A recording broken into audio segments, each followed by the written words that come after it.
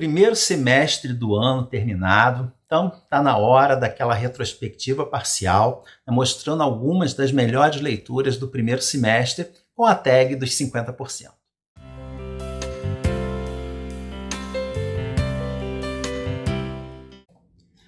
Olá pessoal, sejam muito bem-vindos mais uma vez ao Livros e E-Books. Eu sou o Carlos e para quem ainda não sabe, a tag dos 50% já é uma tradição dos canais literários do YouTube e é um questionário com 15 tópicos e que no final de cada semestre é feita uma mini retrospectiva do que de melhor foi lido até o momento.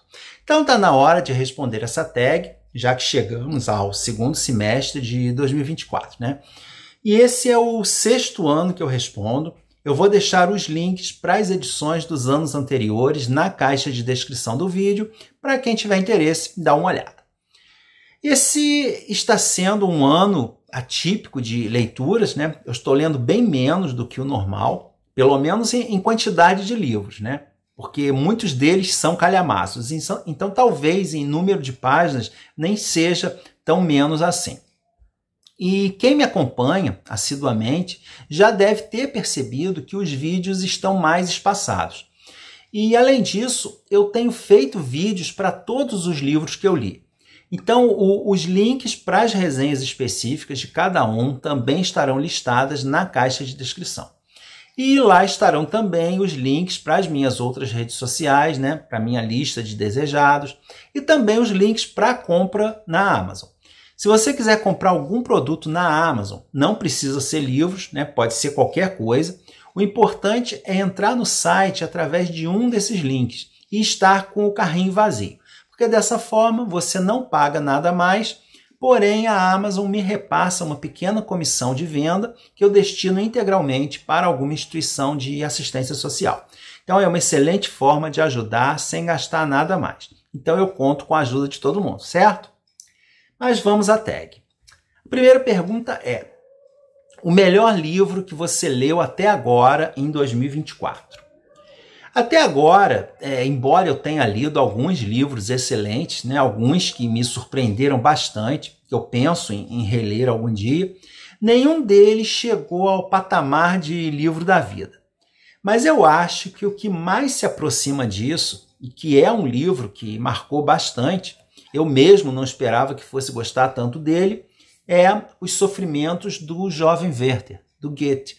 É um livro que há séculos vem sendo lido, né, discutido, causando muita polêmica desde o seu lançamento. E é um livro totalmente romântico, com todo aquele palavreado trabalhado, né, uma mocinha idealizada, descrições de paisagens idílicas e muito, muito sofrimento por amor. Por conta disso, e pode não agradar muita gente. E ele tem, sim, uma carga dramática muito grande, suscita discussões bem interessantes e pode despertar gatilhos perigosos. Então, tem que ser lido com cuidado, mas segue sendo uma das obras mais marcantes e influentes da literatura. Eu gostei demais dessa obra, né? Tanto que, por enquanto, né, ele fica aqui com o posto de melhor leitura do ano até agora. 2. A melhor continuação que você leu no primeiro semestre. Aqui a resposta não poderia ser outra, porque eu só li uma continuação nesse primeiro semestre, mas independentemente disso, foi uma continuação realmente muito boa. É O Mundo Perdido, que é a continuação direta do Jurassic Park, ambos do Michael Crichton. E para quem já viu os filmes, acho que todo mundo torce o nariz para os livros, né, achando que são apenas aventuras infanto-juvenis com dinossauros. Os livros vão bem além disso.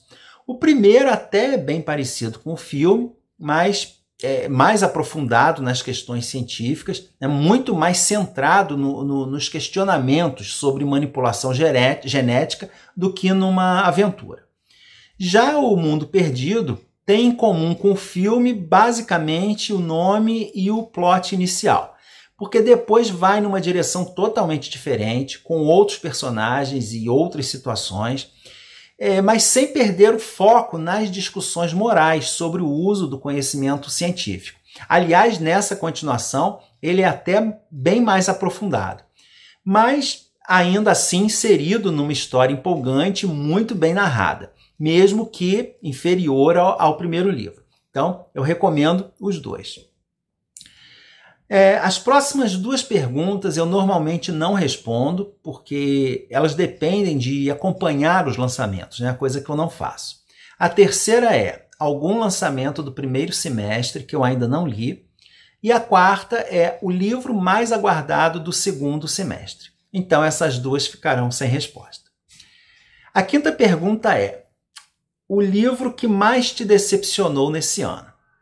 E, na verdade, não foi uma decepção com o livro em si, mas com uma decisão editorial que, a meu ver, não funcionou muito bem e que, ao menos para mim, chegou bem perto de causar uma desistência na leitura.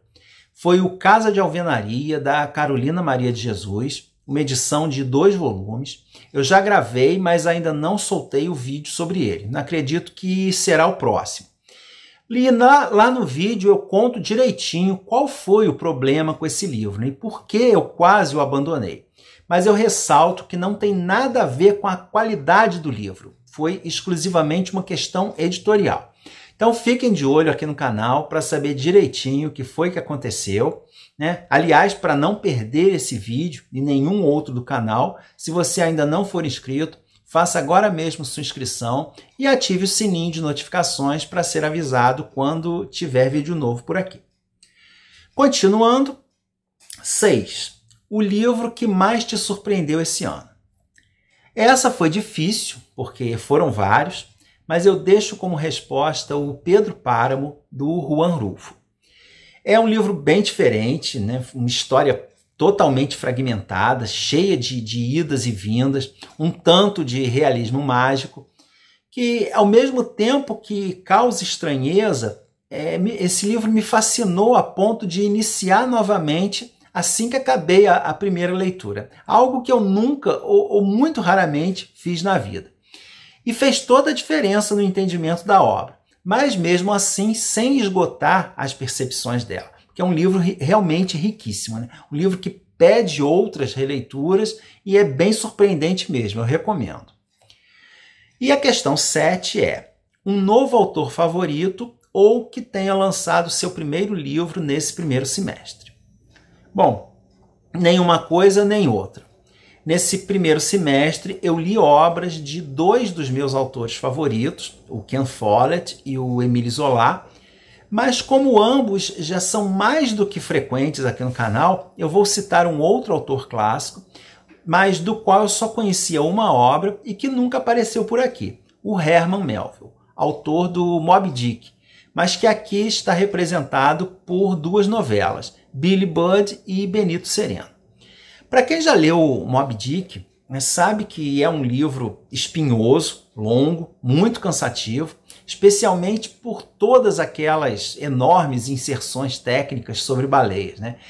E com isso eu acho que a percepção de como a escrita do Melville é boa fica um pouco prejudicada. Mas aqui, nessas 2 novelas, essa qualidade fica bem mais evidente. São 2 histórias que têm em comum se passarem no mar, mas são bem diferentes entre si. E as 2 também são histórias muito interessantes, mas com bastante conteúdo nas entrelinhas. E eu gostei tanto de conhecer essas outras obras do Melville que eu já estou com outros 2 livros do autor na fila, né? O Jaqueta Branca e o famoso Bartleby o Escrivão. A pergunta 8 é: qual o meu crush literário mais recente?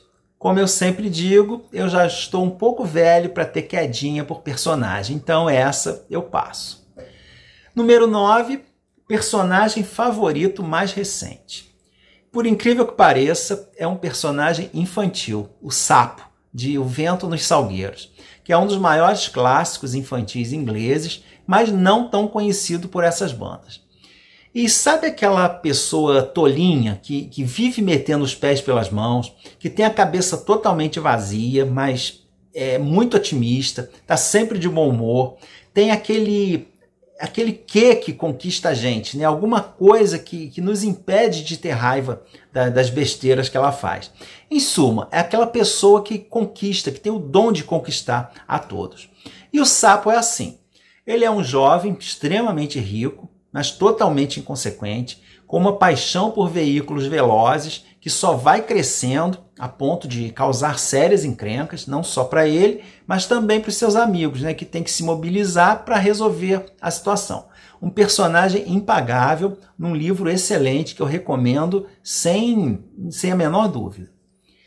Questão 10, um livro que te fez chorar nesse primeiro semestre. E esse não tem como ser outro senão O Caçador de Pipas. E esse livro fez tanto sucesso que até mesmo quem nunca leu ou viu o filme baseado nele sabe que é uma história triste, né? E justamente esse foi um dos motivos que me impediram de ter vontade de lê-lo por muito tempo. Porque eu achava que era só isso, uma história melosa feita com essa intenção de emocionar.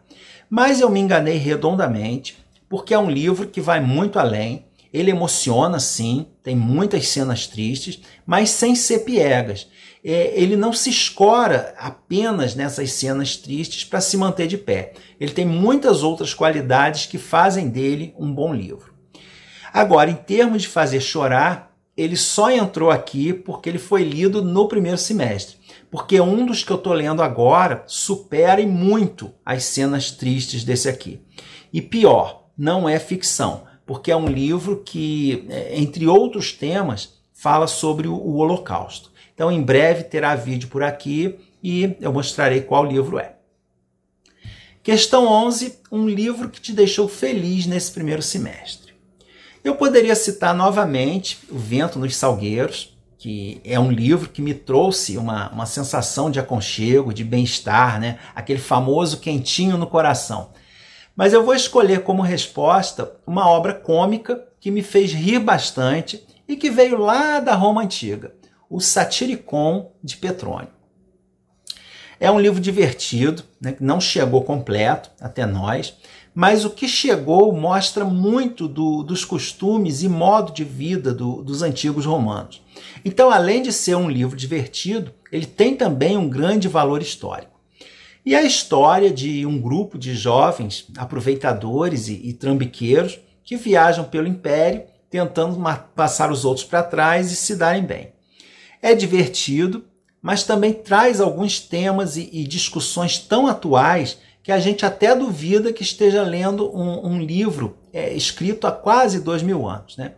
No entanto, não é um livro que agrada a todo mundo, é um humor pastelão, com situações absurdas, cenas bem escrachadas, em alguns momentos até é um livro 18+, mas sem dúvida vale a pena conhecer, né? Nem que seja pelo valor histórico. Pergunta 12 é: qual a melhor adaptação cinematográfica que você assistiu até agora? Olha, eu acredito que a melhor adaptação de um livro até agora seja a segunda parte de Duna. Eu gostei muito da primeira parte, inclusive eu achei melhor que o livro. A questão é que essa resposta não vale porque eu ainda não vi a segunda parte. Então, dos livros que eu li até agora e assisti à adaptação, alguns têm a versão para o cinema muito boas, como o Jurassic Park, por exemplo, que é fenomenal, ou Os Meninos do Brasil, que é um filme da década de 70, com o Gregory Peck. Outros, nem tanto, como Eu Sou a Lenda, que do livro só aproveita mesmo a ideia central. Mas a minha resposta para essa pergunta é O Homem Invisível. Mas não as versões mais recentes, e sim o classicão da década de 30, ainda em preto e branco, e que mesmo depois de tantos anos ainda surpreende com os efeitos especiais. É fácil de assistir, tem disponível aqui mesmo no YouTube, vale a conferida. Mas mesmo sendo uma adaptação bem fiel, não fiquem apenas no filme, não deixem de ler aqui o livro do H.G. Wells, porque ele é soberbo. A questão 13 é problemática, né? Qual a sua resenha favorita desse primeiro semestre? E essa é sempre difícil, porque a gente corre o risco de soar pedante, mas um vídeo que eu gostei bastante do resultado final foi O Pagador de Promessas. Uma peça teatral que eu gosto muito, indico para todo mundo, mas nunca havia trazido aqui para o canal. E mesmo sendo uma história muito conhecida, com trocentos vídeos sobre ela, eu acho que eu consegui passar algumas informações interessantes e estimular a leitura, né? Não só dessa peça, mas também dos outros trabalhos do Dias Gomes, que foi um dos nossos maiores dramaturgos, mas que é um tanto relegado, né, por ter sido abertamente comunista. Mas é como eu digo, eu acho que sempre temos que ler ou assistir algo com o sensor ligado, saber separar as crenças pessoais do autor, reconhecer as qualidades da obra e tirar dela o que ela tem de melhor, né? Mesmo que isso contrarie os nossos próprios posicionamentos.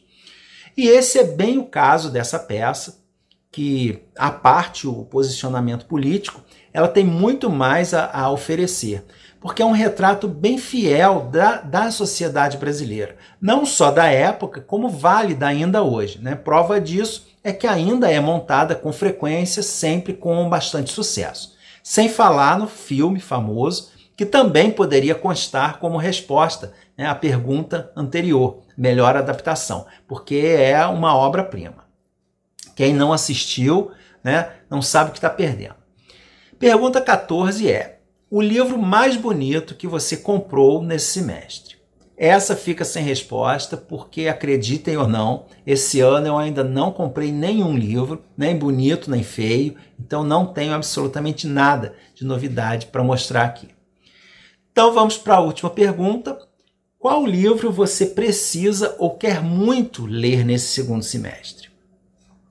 E essa é difícil, que a gente quer ler tudo, está sempre com uma lista enorme, sem contar que a nossa vontade de ler tal ou tal obra muda no decorrer do ano, dependendo do nosso humor no momento ou do tempo que nós temos disponível para dedicar à leitura. Enfim, né, são vários fatores que influenciam a nossa escolha da próxima leitura. E é por isso que eu acho importante fazer uma seleção básica no início do ano. Mas também não uma lista tão grande que engesse esses nossos interesses momentâneos ou que não permita, né, a inserção de uma ou outra novidade ou participação em algum projeto, leitura coletiva, coisas desse tipo. A leitura, acima de tudo, deve ser principalmente prazer, jamais se tornar um fardo. Então, nesse sentido, eu vou indo bem, né? Eu estou na metade exata da minha meta estabelecida no Scooby e eu acho que conseguirei cumpri-la tranquilamente, embora ainda tenha alguns calhamaços pela frente. E dos livros que eu separei para esse ano, está um que eu quero ler faz tempo, o Judas o Obscuro, do Thomas Hardy, que todo mundo diz que é pesadíssimo. O Thomas Hardy é um dos meus autores favoritos, mas não é muito fácil encontrar suas obras, então eu fui lendo outros livros dele e deixando esse, que é considerado a sua obra-prima, para depois, né, de propósito. Mas esse ano resolvi encará-lo e deverá ser uma das minhas principais leituras para o Victober desse ano. Mas não é o único, né? Eu tenho outros dois que ainda pretendo ler até dezembro e ambos são calhamaços. A saga de Gösta Berling, que é o grande clássico da sueca Selma Lagerlöf, a primeira mulher a ganhar o Nobel, e esse eu lerei em e-book, e o Ecos do Mundo, do Eça de Queiroz, que é um livro de percepções de suas viagens pelo mundo, que já entrou nas minhas listas de anos anteriores, mas ainda não foi lido, né? E eu decidi que desse ano de 2024 não passa. Então, essas foram as minhas respostas à tag dos 50%. Se você tem canal e também fez vídeo com as suas respostas, deixe o link nos comentários para que eu e o pessoal que me acompanha possa ir lá conferir, porque eu adoro assistir essa tag. E quem quiser, mesmo que não tenha canal, fique à vontade, né, para responder aqui nos comentários. Então é isso, eu espero que tenham gostado do vídeo. Se gostaram, não esqueçam da curtida e voltem sempre para podermos conversar sobre livros. Um grande abraço e até o próximo vídeo.